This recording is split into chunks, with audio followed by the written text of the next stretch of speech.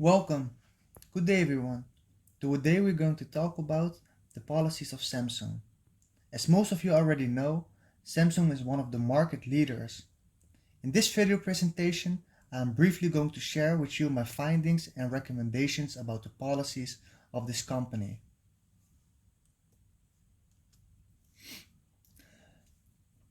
First, I want to give you a look into their strategy. Basically, their strategy consists of effective market leadership, scanning and utilizing opportunities in the market, and new product development. However, we're going to focus on their policies, in particular, their sustainable and ethical ones. We're beginning with the sustainable approach. Samsung embraces the philosophy of openness, fairness, and co-prosperity worldwide. According to the Sustainable Report of 2019, the operations are in compliance with global legal requirements.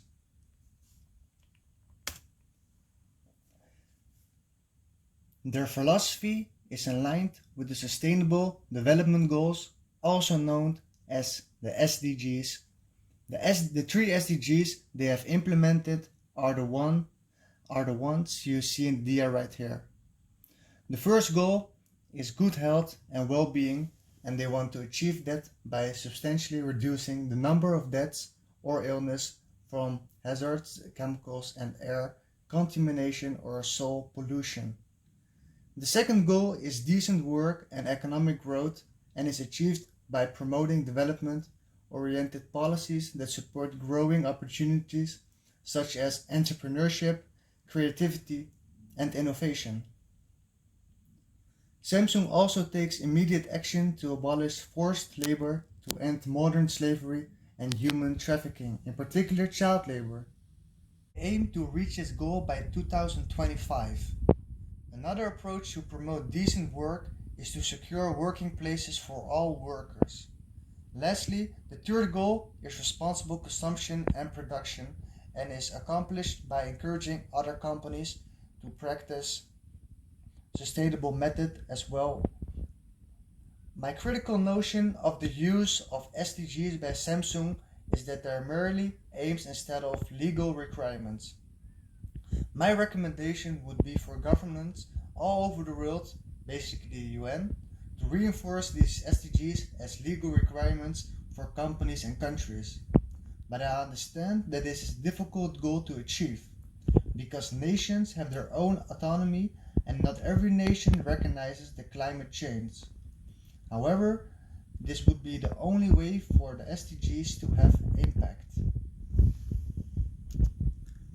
Even though these goals are good to set by Samsung, it is also important to criticize the end of their production cycle, because old products of customers are not disposed and recycled properly to this day. In short, what happened is old products are being shipped over to developing countries such as Ghana or China. The products are not recycled properly, which causes social and environmental damage.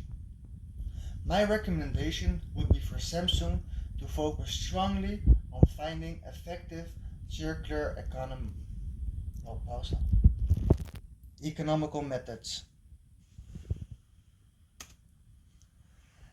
Lastly, I'm going to tell you about the ethical approach of Samsung.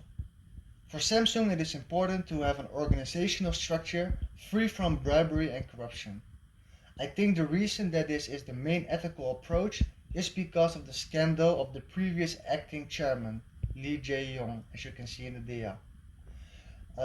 He was convicted of corruption charges and jailed for 5 years. 5 other board members were also arrested as well for similar charges. How can Samsung prevent this from happening ever again? Because when its management is corrupt, Go. how can Samsung prevent this from happening ever again? Because when its management is corrupt, the problem lies in the core of the company. Some recommendations that I have are the ones that you can read right here.